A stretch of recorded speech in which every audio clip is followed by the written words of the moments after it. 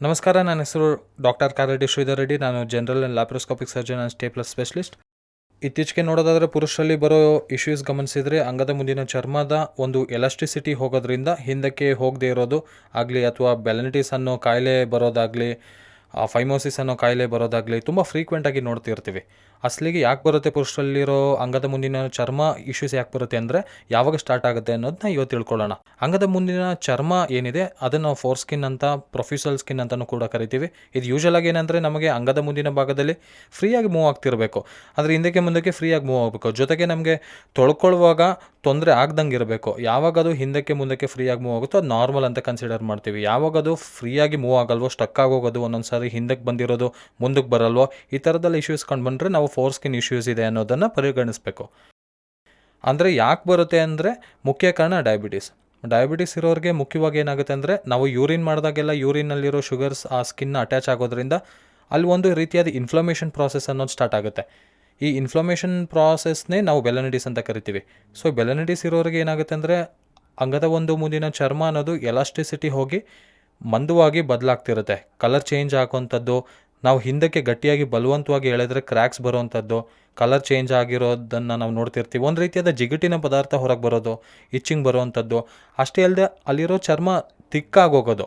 ಮಾಮೂಲಿಯಾಗಿ ಚರ್ಮ ನಾರ್ಮಲ್ ಆಗಿ ತೆಳುವಾಗಿರಬೇಕು, ಚರ್ಮ ಮಂದ ಆಗೋಗುತ್ತೆ, ತಿಕ್ಕಾಗೋಗೋದ್ರಿಂದ ಚರ್ಮ ಅನ್ನೋದು ಹಿಂದಕ್ಕೆ ಬರೋದಿಲ್ಲ.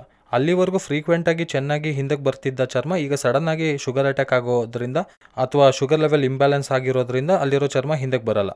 ಹಾಗಾಗಿ ನಾವು ಇದನ್ನು ಓವರ್ ಅ ಪೀರಿಯಡ್ ಆಫ್ 2-3 ಡೇಸ್ನಲ್ಲೇ ನಾವು ಚೇಂಜಸ್ ಗಮನಿಸ್ಬೋದು. ಈ ರೀತಿಯಾದ ಚೇಂಜಸ್ನ ನಾವು ಬೆಲನಿಟಿಸ್ ಅಂತೀವಿ. ಇದು ಒಂದು ಇನ್ಫ್ಲಮೇಟರಿ ಪ್ರಾಸೆಸ್. ಇದು ಇನ್ಫೆಕ್ಷನ್ ಅಲ್ಲ. ಇನ್ಫೆಕ್ಷನ್ ಅಂದರೆ ಯಾವುದೋ ಬ್ಯಾಕ್ಟೀರಿಯಾನಿಂದ, ವೈರಸ್ನಿಂದ ಬರುತ್ತೆ. ಬಟ್ ಇದು ಒಂದು ರೀತಿಯಾದ ಇನ್ಫ್ಲಮೇಟರಿ ಪ್ರಾಸೆಸ್ ಅಂತೀವಿ. ಇನ್ಫ್ಲಮೇಟರಿ ಪ್ರಾಸೆಸ್ನಿಂದ ನಮಗೆ ಈ ರೀತಿಯಾದ ಚರ್ಮದ ಎಲಾಸ್ಟಿಸಿಟಿ ಹೋಗುತ್ತೆ. ಆ್ಯಂಡ್ ಎಲಾಸ್ಟಿಸಿಟಿ ಹೋಗೋದ್ರಿಂದ ಅಲ್ಲಿರೋ ಚರ್ಮ ಹಿಂದಕ್ಕೆ ಬರೋದಿಲ್ಲ. ಹಿಂದಕ್ಕೆ ಬರದೇ ಇರೋದ್ರಿಂದ ನಮಗೆ ಕ್ಲೀನ್ ಮಾಡ್ಕೊಳ್ಳೋಕ್ಕೆ ತುಂಬ ತೊಂದರೆ ಆಗುತ್ತೆ. ಸಂಭೋಗ ಮಾಡುವಾಗ, ಇಂಟರ್ ಕೋರ್ಸ್ ಮಾಡುವಾಗ ವಿಪರೀತವಾದ ಪೇಯ್ನ್ ಬರೋದು, ನಾವು ಶುಭ್ರ ಮಾಡ್ಕೊಳ್ಳೋಕ್ಕೆ ಸ್ವಲ್ಪ ಹಿಂದಕ್ಕೆ ಇಳಿಯೋದಕ್ಕೆ ಹೆಚ್ಚು ಪ್ರಯತ್ನ ಮಾಡಿದ್ರು ಅಲ್ಲಿ ಕ್ರ್ಯಾಕ್ಸ್ ಫಾರ್ಮ್ ಆಗೋದು, ಅಲ್ಲಲ್ಲಿ ಜಿಗುಟಿನ ಪದಾರ್ಥ ಅಂದರೆ ಸ್ಮೆಗ್ಮಾ ಅಂತೀವಲ್ಲ, ಅಂದರೆ ನಮಗೆ ಚರ್ಮದ ಮೇಲೆ ಹೇಗೆ ಬೆವರು ಬರುತ್ತೋ ಹಾಗೆ ಅಲ್ಲಿ ಕೂಡ ಆ ಏರಿಯಾದಲ್ಲಿ ಸ್ಲಪ್ ಅನ್ನೋದು ಫಾರ್ಮ್ ಆಗ್ತಿರುತ್ತೆ. ಈ ಸ್ಲಫ್ ಒಂದು ಬೆಳ್ಳಗಿನ ಜಿಗುಟಿನ ಪದಾರ್ಥ, ಇದೊಂದು ಪೌಡರ್ ರೀತಿಯಲ್ಲಿ ಕೂಡ ಇರುತ್ತೆ. ಇಂಥದ್ದೆಲ್ಲ ನಾವು ಪ್ರತಿದಿನ ಶುಭ್ರ ಮಾಡ್ಕೊಳ್ಳಿಲ್ಲ ಅಂದರೆ ಅದು ಅಲ್ಲೇ ಉಳ್ಕೊಂಡು ಅಲ್ಲಿ ಒಂದು ರೀತಿಯಾದ ಜಿಗುಟಿನ ಪದಾರ್ಥ ತಯಾರಾಗೋಗುತ್ತೆ.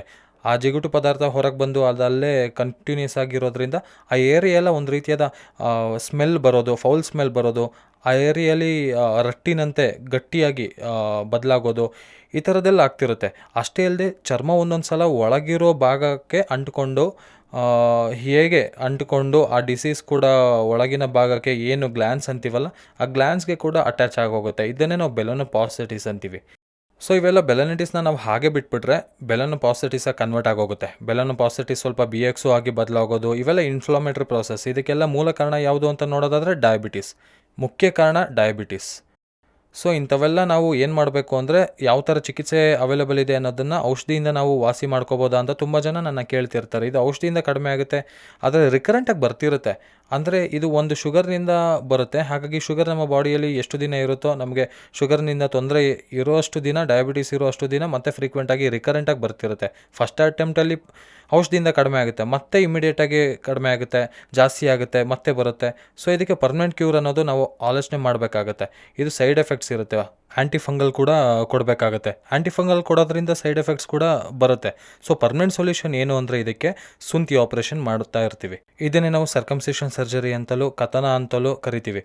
ಅಂದರೆ ಈ ಮುಂದಿನ ಚರ್ಮನ ತೆಗೆದು ಹಾಕಬೇಕು. ಯಾವ ರೀತಿ ತೆಗೆದು ಹಾಕಬೇಕು, ಇಷ್ಟಕ್ಕೆ ಮುಂಚೆ ಹಳೆ ಪದ್ಧತಿ ನೋಡೋದ್ರೆ ಓಪನ್ ಸರ್ಕಮ್ಸಿಷನ್ ಸರ್ಜರಿ ಅಂತಿದ್ರು. ಅಂದರೆ ಓಪನ್ ಮೆಥಡ್, ಬ್ಲೇಡ್ನಲ್ಲಿ ಕಟ್ ಮಾಡಿ ಅಲ್ಲಿರೋ ಭಾಗಕ್ಕೆ ಹೊಲಿಗೆ ಹಾಕಬೇಕಿತ್ತು. ಇಂಥ ಮೆಥಡ್ನಲ್ಲಿ ಏನಾಗ್ತಿತ್ತು ಅಂದರೆ ಒಂದು 15-20 ಡೇಸ್ಗಳ ಬೆಡ್ ರೆಸ್ಟ್ ತೊಗೋಬೇಕಾಗಿತ್ತು, ಪೇನ್ ಕಿಲ್ಲರ್ ಕೊಡಬೇಕಾಗಿತ್ತು. ಇದರಿಂದ ಅಷ್ಟು ಕಾಸ್ಮೆಟಿಕ್ ರಿಸಲ್ಟ್ ಕೂಡ ಚೆನ್ನಾಗಿ ಬರ್ತಿರಲಿಲ್ಲ. ಆನಂತರ ನೋಡೋದಕ್ಕೆ ವಕ್ರಾಗಿ ಕಾಣ್ತಿತ್ತು, ಜಿಗ್ಜ್ಯಾಕ್ ಇದ್ದಂತೆ ಕಾಣ್ತಿತ್ತು. ಬಟ್ ಈಗ ನಮ್ಮ ಟ್ರೀಟ್ಮೆಂಟ್ ರೇಂಜು ಹಾಸ್ಪಿಟಲ್ನಲ್ಲಿ ಲೇಟೆಸ್ಟ್ ಟ್ರೀಟ್ಮೆಂಟ್ ಆಗಿ ಅವೈಲೇಬಲ್ ಇರೋದನ್ನು ಸ್ಟೇಪ್ಲರ್ ಮೆಥಡ್ ಅಂತ ಕರಿತೀವಿ.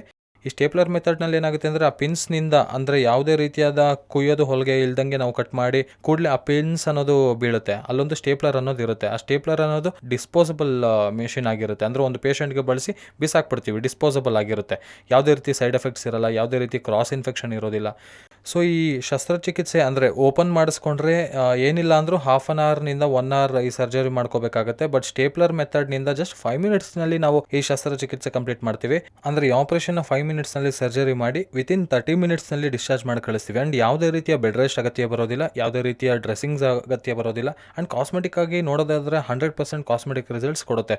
ಒಂದು ಲೈನ್ ರೀತಿಯಲ್ಲಿರುತ್ತೆ, ಬೀಳುತ್ತೆ ಆ ಸ್ಟೇಪ್ಲರ್ಸ್. ಯಾಕಂದರೆ ಬ್ಲೇಡ್ನಿಂದ ಕಟ್ ಮಾಡ್ತೀವಿ, ಹಾಗಾಗಿ ನಾವು ಕತ್ರಿಯಲ್ಲಿ ಕಟ್ ಮಾಡಿದರೆ ಜಿಗ್ಜ್ಯಾಗ್ ಆಗೋ ಅವಕಾಶ ಇರುತ್ತೆ ಓಪನ್ ಮೆಥಡ್ನಲ್ಲಿ. ಬಟ್ ಸ್ಟೇಪ್ಲರ್ ಮೆಥಡ್ನಲ್ಲಿ ನಾವು ಒಂದು ಸಲಕ್ಕೆ ಕಟ್ ಮಾಡ್ತೀವಿ. ಸರೌಂಡಿಂಗ್ ಸ್ಕಿನ್ನು, ರೌಂಡ್ ಇರೋ ಸ್ಕಿನ್ ಒಂದೇ ಸಲಕ್ಕೆ ಬ್ಲೇಡ್ನಲ್ಲಿ ಕಟ್ ಮಾಡ್ತೀವಿ. ಹಾಗಾಗಿ ಅದು ಈಕ್ವಲ್ ಆಗಿ ಡಿಸ್ಟ್ರಿಬ್ಯೂಟ್ ಆಗುತ್ತೆ, ಈಕ್ವಲ್ ಆಗಿ ಕಟ್ ಆಗುತ್ತೆ. ಕಟ್ ಆದ ಕೂಡಲೇ ಇಮಿಡಿಯೇಟಾಗಿ ಪಿನ್ಸ್ ಬೀಳುತ್ತೆ. ಹಾಗಾಗಿ ಕಾಸ್ಮೆಟಿಕ್ ರಿಸಲ್ಟ್ಸ್ ತುಂಬ ಚೆನ್ನಾಗಿರುತ್ತೆ ಆ್ಯಂಡ್ ಕಂಪ್ಲೀಟ್ ಪೇನ್ಲೆಸ್ ಸರ್ಜರಿ ಇದು. ನಂತರ ಪೋಸ್ಟ್ ಆಪ್ರೇಷನ್ ನೋಡೋದಾದರೆ, ಸರ್ಜರಿ ಆದ ನಂತರದಲ್ಲೂ ನೋಡೋದಾದರೆ 80 to 90% ಪೇಯ್ನ್ ಅನ್ನೋದು ಇರೋದಿಲ್ಲ. ಓನ್ಲಿ 10% ಮಾತ್ರ ಹಿಡ್ಕೊಂಡಿರೋ ಫೀಲಿಂಗ್ ಇರುತ್ತೆ. ಒಂದು 2 to 3 ಡೇಸ್ ಹಿಂದೆ ಕೂಡ ಚರ್ಮ ಇತ್ತು, ಈಗ ಸಡನ್ನಾಗಿ ಚರ್ಮ ಇಲ್ಲ ಅಂದರೆ ಒಂದು ಸೆನ್ಸೇಷನ್ ಇರುತ್ತೆ.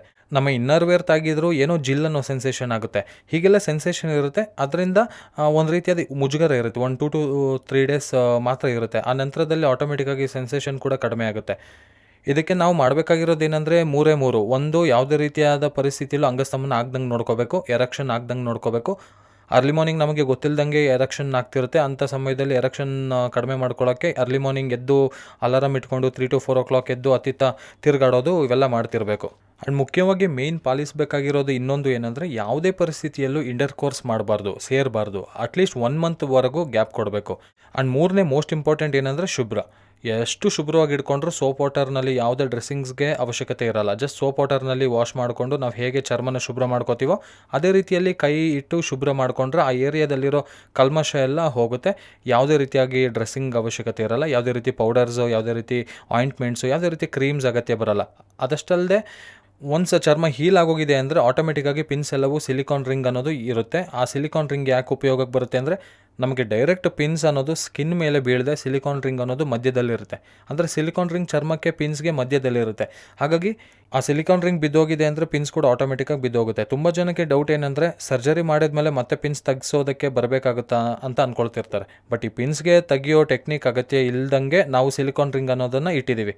ಸೊ ಆ ಸಿಲಿಕಾನ್ ರಿಂಗ್ ಒಂದು ಸಲ ಬಿದ್ದೋಯ್ತು ಅಂದರೆ ಆಟೋಮೆಟಿಕ್ಕಾಗಿ ಪಿನ್ಸ್ ಕೂಡ ಉದುರೋಗುತ್ತೆ. ಇದನ್ನು ನೋಡ್ಕೊಳ್ಳೋದಾದರೆ ಒಂದು ಶುಭ್ರವಾಗಿ ಇಟ್ಕೊಂಡ್ರೆ 8 to 10 ಡೇಸ್ನಲ್ಲಿ ಬಿದ್ದೋಗುತ್ತೆ. ಸ್ವಲ್ಪ ಭಯ ಬಿದ್ದು ಡಯಾಬಿಟಿಸ್ನಿಂದಲೋ ಅಥವಾ ಇನ್ನೇನಾದರೂ ಈ ಥರ ಕಾರಣಗಳಿಂದ ತೊಳೆದೇ ಇದ್ದರೆ, ಇಮಿಡಿಯೇಟಾಗಿ ಆಗದೇ ಇದ್ದರೂ ಸಹ 12 ದಿನಗಳಿಂದ 13 ದಿನಗಳವರೆಗೆ ನಮಗೆ ಆ ಪಿನ್ಸ್ ಎಲ್ಲವೂ ಬಿದ್ದೋಗುತ್ತೆ. ಒಂದು ಪಿನ್ ಬಿದ್ದೋಗಿದೆ ಅಂದರೆ ಯಾವುದೇ ರೀತಿ ಪ್ರಾಬ್ಲಮ್ಸ್ ಇರಲ್ಲ, ಎಲ್ಲ ಫ್ರೀ ಆಗಿರುತ್ತೆ. ಸೊ ಯಾರಿಗಾದರೂ ಇಂಥ ಬೆಲನಿಟಿಸ್, ಬೆಲನೋಪಾಸಿಟಿಸ್ ಇದ್ದರೆ ಈ ಮುಂಚಿನ ಹಾಗೆ ಭಯ ಪಡೆಯೋ ಅಗತ್ಯ ಇರೋದಿಲ್ಲ. ಈಗ ಲೇಟೆಸ್ಟ್ ಮೆಥಡ್ ಏನಿದೆ, ಸ್ಟೇಪ್ಲರ್ ಮೆಥಡ್ ಅನ್ನೋದು ಅವೈಲಬಲ್ ಆಗಿದೆ. ನಮ್ಮ ಟ್ರೀಟ್ಮೆಂಟ್ ರೇಂಜ್ ಹಾಸ್ಪಿಟಲ್ನಲ್ಲಿ KSR ಸ್ಟೇಪ್ಲರ್ ಅವೈಲಬಲ್ ಆಗಿರುತ್ತೆ. ಇವು ಡಿಸ್ಪೋಸಬಲ್ ಸ್ಟೇಪ್ಲರ್ಸ್, ಇವು ನಮ್ಮ ಓನ್ ಸ್ಟೇಪ್ಲರ್ಸ್. ಹಾಗಾಗಿ ನಾವು ನಮಗೆ ತಕ್ಕಂತೆ ನಾವು ತಯಾರಿಸ್ಕೊಂಡಿದ್ದೀವಿ. ಪೇಷಂಟ್ಗೆ ಅನುಗುಣವಾಗಿ ತಯಾರಿಸಲಾಗಿರೋ ಸ್ಟೇಪ್ಲರ್ಸ್ ಇದು. ಇದರಲ್ಲೂ ಕೂಡ ಸೈಜಸ್ ಇರುತ್ತೆ. ಹಾಗಾಗಿ ಯಾರಿಗೆ ಯಾವ ಸೈಜಸ್ ಬೇಕಾಗುತ್ತೋ ಆ ಸೈಜಸ್ನ ನಾವು ಚೂಸ್ ಮಾಡಿಕೊಂಡು ಅದಕ್ಕೊಂದು ಮೆಷರಿಂಗ್ ಸ್ಕೇಲ್ ಇರುತ್ತೆ. ಸ್ಕೇಲ್ ಮೂಲಕ ಮೆಷರಿಂಗ್ ಮಾಡಿಕೊಂಡು ನಾವು ಸರ್ಜರಿ ಮಾಡ್ಬೋದು. ಸೊ ಇದು just 5 minutes procedure. Within half an ಅವರ್ನಲ್ಲಿ ಡಿಸ್ಚಾರ್ಜ್ ಮಾಡಿ ಕಳಿಸ್ತೀವಿ. ಹಾಗಾಗಿ ಟ್ರೀಟ್ಮೆಂಟ್ಗೆ ಭಯಪಡೋ ಅಗತ್ಯ ಇರೋದಿಲ್ಲ. ಯಾರಿಗಾದರೂ ಬೆಲನಿಟಿಸ್ ಆಗಲಿ, ಬೆಲನೋಪಾಸಿಟಿಸ್ ಆಗಲಿ, BXO ಆಗಲಿ ಇಂಥದ್ದು ಕಂಡು ಬಂದಲ್ಲಿ ತಪ್ಪದೆ ಟ್ರೀಟ್ಮೆಂಟ್ ರೇಂಜ್ ಹಾಸ್ಪಿಟಲ್ನಲ್ಲಿ ನನ್ನ ಕನ್ಸಲ್ಟ್ ಮಾಡ್ಬೋದು. ಈ ಸ್ಟೇಪ್ಲರ್ ಮೂಲಕ ಸರ್ಕಮ್ಸೇಷನ್ ಸರ್ಜರಿ ಮಾಡಿಸ್ಕೋಬೋದು. Thank you very much.